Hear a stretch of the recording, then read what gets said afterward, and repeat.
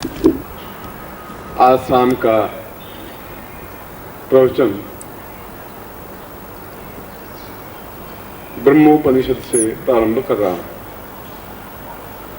जितने उपनिषद हुए हैं 108 उपनिषद हैं,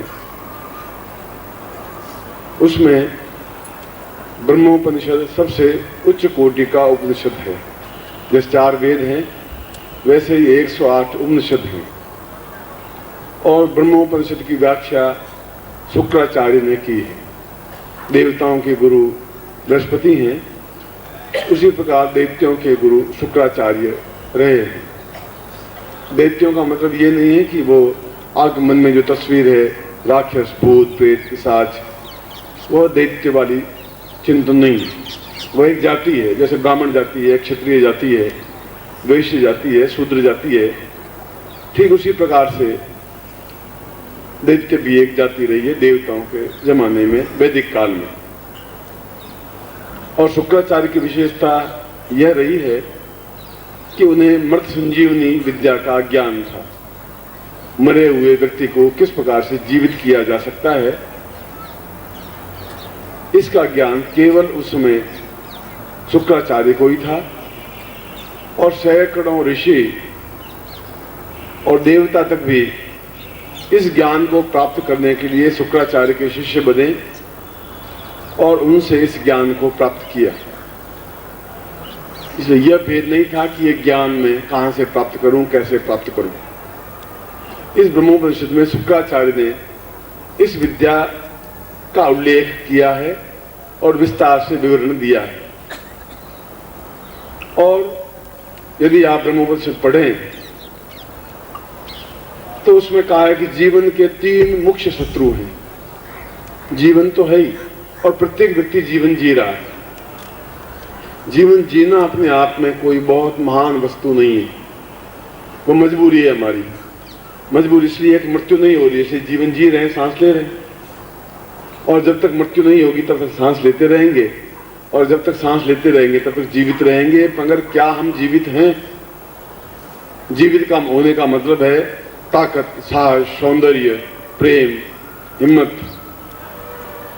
और रोग रहित जीवन। क्या में ऐसा है? क्या में इतनी ताकत है कि हम लात मारें और पहाड़ पीछे खिसक जाए? क्या में इतनी सीने में ताकत है कि सीना हिमालय से बढ़ाएं और हिमालय 2 मील दूर पीछे भाग जाए?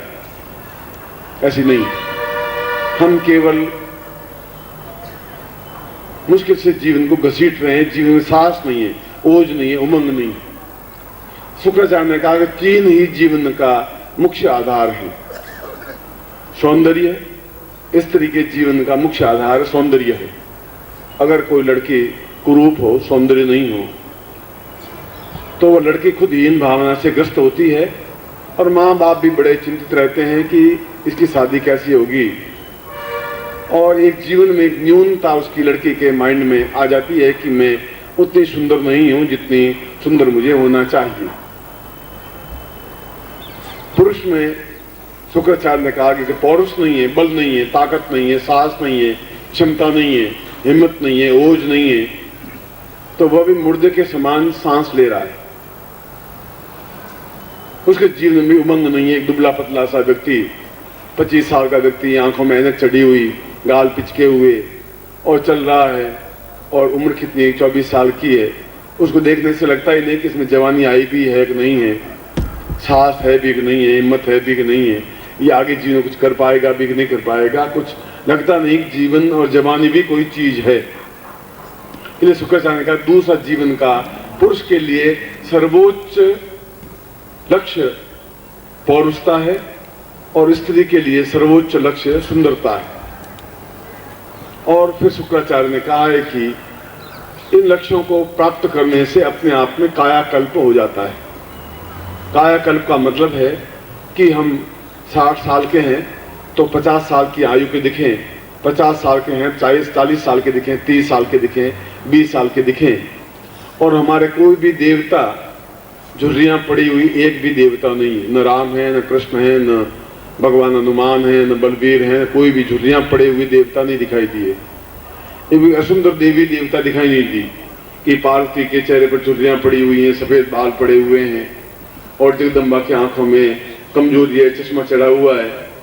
तो जब देवता ऋषि मुनि हमारे झुर्रियां पड़ी हुई है बुढ़ापे की और अग्रसर नहीं है, तो हम क्यों हैं, असुंदर क्यों हैं, कमजोर क्यों हैं, असक्त क्यों हैं, रोग क्यों पाले हुए हैं, क्यों रोगी? किसी को टीबी है और किसी को डायबिटीज है, किसी को शुगर की बीमारी है, किसी को शक्कर खाने की बीमारी है, कोई कमजोर है, कोई हांफरा है, कोई चल नहीं पा रहा है, किसी को कोई व्याधि है, कोई असुंदर है। ये सब अपने आप में जीवन की कमजोरी है, जीवन की न्यूनता है। और शुक्राचार्य ने ब्रह्मोपनिषद में साफ साफ बताया है कि आने वाली पीढ़ी ऐसी ही होगी। उसको एहसास नहीं होगा कि यौवन कोई चीज है, वह देख नहीं पाएगा कि सुंदरता क्या चीज होती है। प्रश्न किया गया कि क्या कोई ऐसी विधि, कोई ऐसी तरकीब है कि हम अपने जीवन का कायाकल्प कर सकें और दवाइयों से छुटकारा पा सकें। रोज 10 तरह की दवाइयां लेनी, वही ब्लड प्रेशर की दवा है, शक्कर की बीमारी है, या हार्ट को कंट्रोल करने की बीमारी है, या आंखों को ठीक करने की बीमारी है, और 10 तरह की दवाइयां ब्लड प्रेशर की लगा से लगे कि 10 दवाइयां सुबह लेते हैं, 10 गोलियां शाम को लेते हैं। उसके बाद भी डॉक्टरों से हमारा पिंड छूटता नहीं है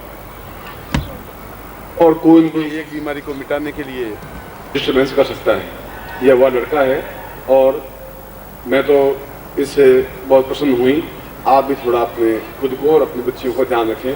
इससे गया भीतर घटिया लड़का मैंने जिंदगी में देखा नहीं। बढ़ो, इसके माँ बाप को सबको समझा चुका हूं और पागलों का कोई इलाज नहीं होता है, इसलिए सावधान किया है कि आप सोच रहे होंगे गुरुजी ऐसी अभद्रता क्यों करते हैं, क्यों रवाना कर देते हैं। ये 1-2 दिन की घटना नहीं, 5 साल की घटना है और ऐसे भी शिष्य हैं। और मुझे इससे भी प्रसन्नता है कि हर एक आदमी इस प्रकार का मूर्ख और पागल होता नहीं है और घर में मूर्ख और पागल बालक भी पैदा हो जाते हैं। बाप को भी इसके समझाया है, जेल भी जा चुका है 5-6 बार, पुलिस ने भी मार मार कर अधमरा कर चुका है, उसके बाद भी इसकी बुद्धि समझ में आ नहीं गई है। पर कभी न कभी आएगी। मेरे मन में इसके प्रति भी प्रेम है, दया है, करुणा है, स्नेह है। किसी के मन में, मेरे मन में इसके प्रति कोई ऐसा न्यूनता नहीं है, मगर मैं परिचित करवाया है कि ऐसी अभद्रता करने पर मैं क्यों या बाकी लड़के उठा करके क्यों रवाना करते हैं, समझाया। मेरा तेज दौड़ सकता हूं, आपसे हाथ मिलाऊं तो आप मेरा हाथ नहीं छुड़ा सकते, ये गारंटी।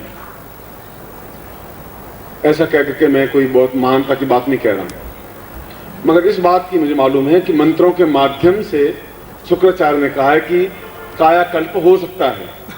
और यह भी बताया है कि जो व्यक्ति कायाकल्प नहीं कराता, रोग रहित नहीं होता, वह व्यक्ति जीवन जीने लायक है ही नहीं, वह जीवन घसीट रहा है। जीवन जीना और जीवन घसीटना दोनों अलग अलग बात है। जीवन घसीटने का मतलब है सांस लेना, चल रहे हैं, गोलियां ले रहे हैं, चल रहे हैं, हाँफ रहे हैं, चल रहे हैं, परेशान हो रहे हैं, चल रहे हैं, न शक्कर खा रहे हैं, न घी खा रहे हैं, न मक्खन खा रहे हैं, और नौकर चाकर दूध दही पी रहे हैं, हम चुपचाप बैठे बैठे देखते जा रहे हैं। डॉक्टर मना कर दिया तुम शक्कर बीमारी है, तुम नहीं खा सकते, घी खा नहीं सकते, मक्खन तुम खा नहीं सकते, और चावल तुम खा नहीं सकते, और ऊंची चीज नहीं खा सकते, केवल दूध, केवल दाल का पानी पी सकते और 2 सूखी रोटियां खा सकते, चाहे तुम्हारे पास 2 लाख रुपए हो पड़े। अब बता दीजिए आपका जीवन है क्या? इसको जीवन कहते हैं? और यदि ऐसा जीवन है तो आपको मुबारक है, मुझे ऐसा जीवन नहीं चाहिए, मुझे अपने शिष्यों को भी ऐसा जीवन नहीं चाहिए। तो ब्रह्मा ने पूछा शुक्राचार्य को कि क्या कोई विधि, कोई तरकीब ऐसी है कि जो हमारे आने वाली पीढ़ियों के लिए एक कायाकल्प कर सके, दिखा सके यौवन को। क्या एक वृद्धावस्था का व्यक्ति जो जर्जर है, बीमार है, रोगग्रस्त है, क्या रोगों से छुटकारा पा सकता है मंत्रों के माध्यम से? और उस ब्रह्मोपनिषद में यही व्याख्या की गई है, यही समझाया गया है कि उस साधना के माध्यम से, जिस साधना को कायाकल्प साधना कहते हैं, चाहे पुरुष है, चाहे स्त्री है, चाहे बालक है, चाहे बीमार, चाहे वृद्ध है, चाहे कोई भी जाति, रंग, रूप, आयु हो। और प्रवीण जोशी ने अभी 10 मिनट पहले मुझे हाथ जोड़ करके प्रार्थना की, गुरुजी यहाँ पर हर व्यक्ति किसी न किसी रोग से ग्रस्त है, और कोई ऐसी विधि को ऐसा प्रयोग करवाएं, ऐसा जीवन में बार बार अवसर मिलता नहीं। और यदि कोई ऐसा प्रयोग नहीं करेगा तो वो अपने दुर्भाग्य को ही खींच करके अपने सामने लाएगा। अगर भाग्यवान व्यक्ति है, मगर आप तो ऐसा प्रयोग करवाएं जो प्रयोग आज से 8 साल पहले आप मेरे सामने संपन्न करवाया था दिल्ली में। मैं इस प्रयोग को संपन्न करवा नहीं रहा था, मैं इसको अवॉइड कर रहा था, क्योंकि मैं समझ रहा था कि आप इस चीज की महत्ता को समझेंगे नहीं, आप इसका मूल्यांकन नहीं समझेंगे। एक नासमझ व्यक्ति को हीरे का टुकड़ा दे दें तो हीरे का टुकड़े के अर्थ समझेगा नहीं, वैसे ही समझे कांच का टुकड़ा है, फेंक देगा। वो उसको जेब में नहीं डाल के रखेगा, संभाल के नहीं रख सकता। इसलिए मेरे कहने के बाद भी आप इस चीज का महत्व को समझेंगे नहीं। बीमार होना आप महत्व समझेंगे, 20 रुपए की दवाएं रोज लेना तो महत्व समझ लेंगे, उस प्रयोग को नहीं समझ पाएंगे। ये प्रवीण को मैंने कहा था, मैंने कहा इस प्रयोग को समझाने से और कराने से कोई फायदा नहीं होगा, क्योंकि इसमें तपस्या कारण से बहुत ज्यादा प्रभावित करना पड़ता है, क्योंकि उसके पूरे जीवन के रोग को, चाहे कैसा भी रोग हो, उसको दूर करना आवश्यक होता है।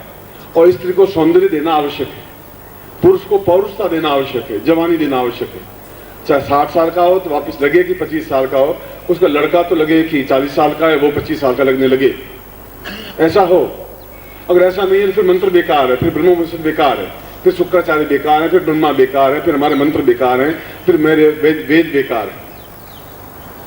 और मैंने इस प्रयोग को किया है, आजमाया है, अनुभव किया, देखा है, परखा है, उसके बाद छाती ठोक के कह सकता हूं कि इस प्रयोग के माध्यम से पूर्णतः कायाकल्प होता ही है, असंभव है ही नहीं।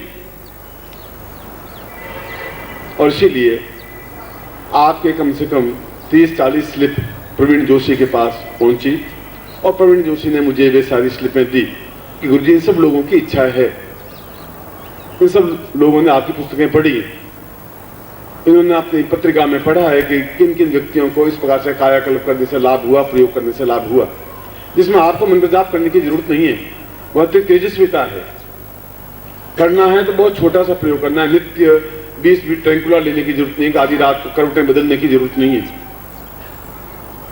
शक्कर की बीमारी पालने की जरूरत नहीं है, कमजोर होने की जरूरत नहीं है। इससे छुटकारा पाया जा सकता है, इसको कायाकल्प प्रयोग कहते हैं।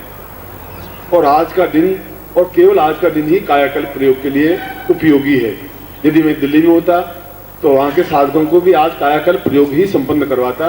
क्यों कि जब शुक्र और शनिश्चर और बृहस्पति तीनों का आपस में दृष्टि संबंध हो, तभी कायाकल्प प्रयोग संपन्न करवाया जा सकता है। ये कल मैं चाहूं तो कल मैं ये प्रयोग संपन्न नहीं करवा सकता। ज्योतिष की दृष्टि से भी महत्वपूर्ण समय होना चाहिए, और आज का समय इस दृष्टि से महत्वपूर्ण है कि कायाकल्प प्रयोग संपन्न हो और प्रत्येक व्यक्ति, प्रत्येक पुरुष, प्रत्येक स्त्री, प्रत्येक श्रोता, सुनने वाला, वह भी साधक है, और जो दुपट्टा ओढ़ा हुआ वह भी साधक है। पुरुष होना चाहिए, स्त्री होनी चाहिए। और रोग हमारे जीवन में है ही, हम चाहें या नहीं चाहें, और इन रोगों से छुटकारा पाना और वापस ये रोग नहीं हो, ये आवश्यक है। इसलिए ब्रह्मोपनिषद में श्लोक में जो बोला, इस श्लोक में बोला कि इस साधना के माध्यम से रोग समाप्त होता ही है, वापिस कायाकल्प होता ही है। बाल सफेद हैं, काले होते ही हैं, चेहरे की झुर्रियां मिटती हैं, आंखों का तेज बढ़ता ही है, बीमारियां समाप्त होती ही हैं, और वापिस तरुणाई आती है, यौवन आता ही है, और इसके साथ साथ वे रोग वापिस नहीं हो पाते। अगर प्रवीण जोशी ने कहा है, और अगर आप लोगों की इच्छा है, प्रवीण जोशी को आपने स्लिपें दी हैं, तो आपके अनुरोध पर यह गुप्त और महत्वपूर्ण प्रयोग मैं करवाने के लिए तैयार हूं। मैं प्रयोग संपन्न करवाऊंगा। यह आपका सौभाग्य है कि आप मैं झोली में डालूं हीरे, आप प्राप्त करें। यह आपका दुर्भाग्य है कि झोली फटी हुई हो, मैं हीरे डालूं और नीचे गिर जाएं। ये तो आपका दुर्भाग्य है, आपका सौभाग्य है। मेरा तो इसमें केवल कहना है, मेरे तो एक आज्ञा है, गुरु की आज्ञा, क्योंकि आप शिष्य हैं तो फिर मेरी एक आज्ञा हो गई। मेरे शिष्य ऐसे बीमार, कमजोर, अपाहिज, आज अगर ये हालत है, 3 साल बाद आपकी क्या हालत होगी, ऐसा मैं देखना नहीं चाहता। 5 साल बाद भी आपको से ज्यादा यौवनवान देखना चाहता हूँ, तारुण्य देखना चाहता हूँ, सुंदर देखना चाहता हूँ, पौरुषवान देखना चाहता हूँ, यौवनवान देखना चाहता हूँ। और ऐसा योग बहुत मुश्किल से कभी कभी प्राप्त होता है। ये सौभाग्य कि आज योग है, आज बड़ौदा में हो सकता था, आज मुंबई में हो सकता था, या कलकत्ता में हो सकता था, या बेंगलोर में हो सकता था, कहीं भी होता, तब भी यही प्रयोग वहां संपन्न करवाता। ये तो सौभाग्य की बात है। इसलिए उन्होंने उस पत्रिका में, पुस्तक में पढ़ा प्रवीण ने, और उसने कहा कि गुरुजी ऐसा योग है तो आप इसके बारे में समझाइए, थोड़ा बता दीजिए। और मेरी प्रार्थना है कि इन सारे शिष्यों को यह प्रयोग संपन्न करवाइए। और मैंने प्रवीण जोशी को कहा, बैठा है, मैंने कहा कि ये लोग समझेंगे नहीं, ये कांच के टुकड़ों को समझ सकते हैं, हीरो को नहीं समझ सकते। नहीं समझ सकते तो मेरा चीखना, मेरा चिल्लाना मेरा बेकार हो जाएगा। ये हम गुजराती हैं गुरुजी, और हमारे जीवन में गुरु का सबसे बड़ा प्रमुख स्थान है। गुरु आज्ञा मृत्यु से भी ज्यादा मूल्यवान होती है हमारे जीवन में। जब गुरु ने आज्ञा दे दी तो हम कट जाते हैं, तो आज्ञा पालन करते हैं गुरु जी। ये हमारे जीवन की, हमारे गुजरात की विशेषता है। मैंने उसके अनुरोध को स्वीकार किया है। उस दृष्टि से मैं आज्ञा भी दे रहा हूँ कि आपको मैं आज 8 और 8:30 के बीच में यह कायाकल्प प्रयोग रोग रहित और समस्त रोगों से मुक्ति, सौंदर्य, कामदेव रति प्रयोग संपन्न करवाऊंगा, जिसे ब्रह्मवचन में कायाकल्प प्रयोग कहा गया है और अत्यंत मूल्यवान, अद्वितीय और श्रेष्ठतम प्रयोग है, जो आज ही मैं प्रयोग संपन्न करवाऊंगा। अभी लगभग 6 बजे हैं, 2-2.5 घंटे आपके पास में है। 2-2.5 घंटे में इसे आवश्यक सामग्री आप प्राप्त करें। मैं इस प्रयोग को संपन्न करवाऊंगा और फिर आरती करता हुआ मैं समझाऊंगा कल का हमारा कार्यक्रम क्या होगा, किस प्रकार से होगा। मैं एक बार फिर आपको हृदय से आशीर्वाद देता हुआ आज्ञा भी देता हूँ कि आप इस प्रयोग को संपन्न करके अगले 2-2.5 महीने देखें कि आप कितना चेंज है। मैं चाहता हूँ आप बीमारी से छुटकारा पाएं, दवाइयों से छुटकारा पाएं और जीवन को यौवनवान बनाएं, सौंदर्यवान बनाएं। देखें कि आपको देखिए और ठग से रह जाए। सुंदरता भाव होती है पुरुष में, स्त्री में। एक शेर के समान शीना होता है, एक चेहरे पर ओज होता है, तेजस्विता होती है, चमक होती है, एक बोलने में ऊर्जा होती है, एक बोलने में प्रभाव होता है, एक लगता है कि शेर गर्जना कर रहा है। स्त्री को देखते में लगता है कि सौंदर्य की देवी खड़ी हुई है। ऐसा प्रयोग है हमारे शास्त्रों में और ऐसे ही प्रयोग मैं आपको संपन्न करवाऊंगा, जो कि आपके लिए अद्वितीय है, कोई नूर हीरे से भी ज्यादा मूल्यवान है। मैं ऐसा प्रयोग आपको संपन्न करवाऊंगा। आपको मैं हृदय से आशीर्वाद देता हूँ और कल्याण कामना करता हूँ। તત્વ છે એ આપણે પ્રાપ્ત કરવા માટે એમને સ્વીકૃતિ આપી છે. આપણા ગુજરાતની અંદર સામાન્ય રીતે બીજા બધા પ્રાંતના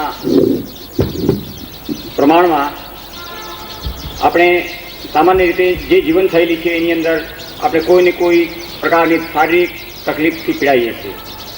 એટલે આપણે માટે આ એક પ્રયોગ ઘણા બધા ભાઈઓની વિનંતી હતી. મેં આ વખતે એમના ચરણોમાં નમ્ર વિનંતી કરી છે આપના બધાના વતીથી કે તમે અહીંયા 2 દિવસ માટે આવ્યા છો, અમને એવું કંઈક આપો કે જેના કારણે હવે અમારી આ જીવનની અંદર કોઈક એવી વસ્તુ પ્રાપ્ત કરવી છે કે જે સદૈવ કાળ માટે અમારા જીવનને બદલી નાખે, ઝગમગાહટથી ભરી દે, અમને ઓજસ્વીતા આપે, તેજસ્વીતા આપે. કારણ અમારે સાધના કરવી છે. મેં આ પણ કહ્યું, અમારે સાધના કરવી છે અને સાધના કરવા માટે અમને આ પૌરુષવાન શરીર જોઈએ છે, પૌરુષવાન અમારે બનવું છે. અને એમણે એ વસ્તુને સ્વીકારી. ખરેખર આ એક બહુ જ અત્યંત અદ્ભુત પ્રયોગ છે, દુર્લભ છે. અને આવું જ્ઞાન વિલાઈ જાય અથવા તો આવું જ્ઞાન આપનાર વ્યક્તિ આપણે શોધવા જઈએ અને ન પ્રાપ્ત થાય તે પહેલાં પવિત્ર ગંગા આપણી પાસે આવી છે, આપણે એમાં સ્નાન કરીએ. અને કોણ એવું ન ઈચ્છતું હોય કે પોતાનો દેહ નિરોગી બને? પહેલું સુખ તે જાતે ન રહ્યા. 8 પ્રકારના સુખની અંદર સૌથી પહેલું સુખ નિરોગી કાયા છે. ધન, દોલત, વૈભવ, માન, પદ, પ્રતિષ્ઠા બધું હોય, પણ જો નિરોગી કાયા ન હોય તો એનો કોઈ અર્થ નથી રહેતો. અને આ બધું ચિંતન એમણે કરીને છેલ્લે સ્વીકૃતિ આપી કે તારી ઈચ્છા હોય તો આ પ્રમાણે હું પ્રયોગ કરીશ.